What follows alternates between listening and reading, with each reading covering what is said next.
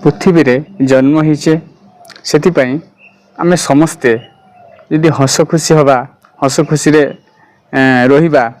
बा समस्त समस्त को सहाय्य करिबा बा एठी केही बड़ सान न देखिबा तो ताहेले आमे आम भितर आ दुख रहिबो नाही एवं मनरे तो से गर्व रहिबो नाही। भगवान सबुले कहते जे कई छोट नुहे कि कई बड़ भी नुहे समस्त पाखे किसी ना कि गुण रही। तो से हसिकी पद कथा कहीदेले आमर कौन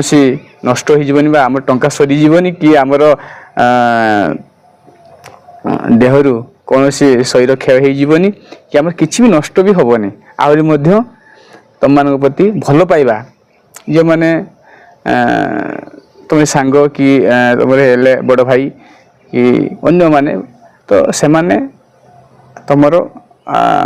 सम्मान करेंगे आहरी तुम गुणगान करेंगे जे सी एत बड़े चाकरी रहीकि भी आसी टे कथा कहूँ आटी मन टे गर्व ना तो सहीटा तुम मान को भगवान आशीर्वाद करेंगे कहीं ना जेहेतु आशीर्वाद मनीष जदि समस्त आशीर्वाद जदि आम रहे ताहले आमे सारा जीवन निरोग रहिबा एवं आमर कौन सी असुविधा हे ना। तो से आमे निजको गर्व अनुभव से निजको गर्व अनुभव करवाटा ठीक नुहे कारण कौन भी मनीष आजिका जीवन काली की नहीं केतबेले किए चलीज ठीक नहीं से आमे हस खुशी आनंद उल्लास रे जीवन को बितेवा एवं